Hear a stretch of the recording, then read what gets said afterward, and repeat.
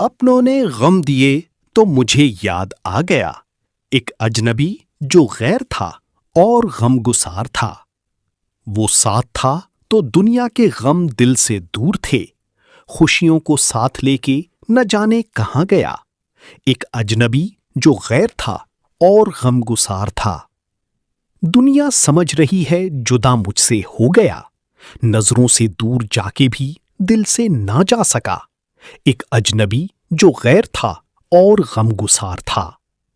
اب زندگی کی کوئی تمنا نہیں مجھے، روشن اسی کے دم سے تھا بجھتا ہوا دیا۔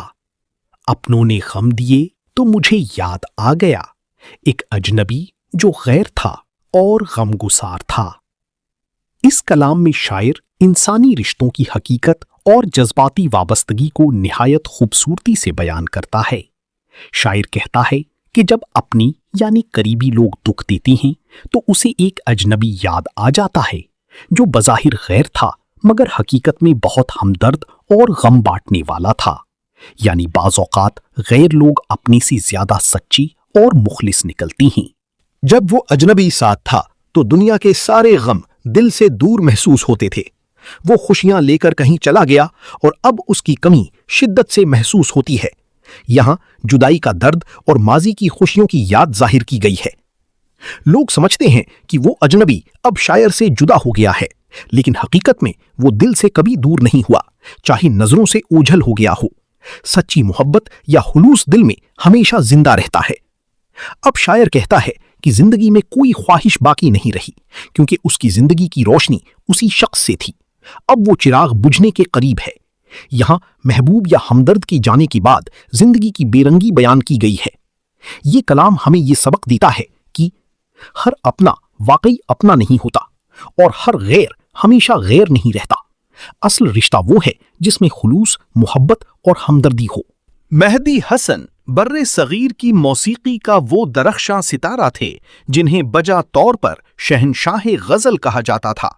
ان کی آواز میں ایسی مٹھاس، گہرائی اور درد تھا جو سننے والے کے دل میں اتر جاتا تھا۔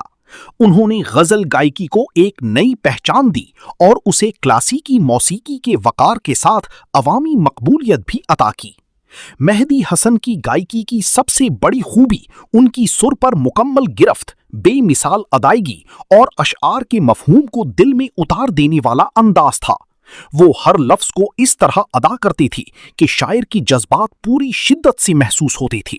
ان کی آواز میں ایک روحانی کشش تھی جو سامی کو اپنی سحر میں جکڑ لیتی تھی۔ انہوں نے بے شمار لازوال غزلیں گائیں جن میں رنجش ہی سہی، زندگی میں تو سبھی پیار کیا کرتے ہیں، پیار بھری دو شرمیلی نین اور گلوں میں رنگ بھری جیسی شاہکار غزلیں شامل ہیں۔ مہدی حسن صرف ایک گلوکار نہیں تھی بلکہ ایک عہد تھی۔ انہوں نے اپنی فنی عظمت سے پاکستان کی موسیقی کو عالمی سطح پر روشناس کرایا۔ آج بھی ان کی آواز سننے والوں کے دلوں کو چھو لیتی ہے اور موسیقی سے محبت کرنے والی انہیں عقیدت اور احترام سے یاد کرتی ہیں۔ مہدی حسن کی گائیکی یہ ثابت کرتی ہے کہ سچی موسیقی وقت کی قید سے آزاد ہوتی ہے، اور یہی وجہ ہے کہ ان کی آواز آج بھی اتنی ہی تازہ اور مؤثر محسوس ہوتی ہے جتنی کئی دہائیاں پہلے تھی۔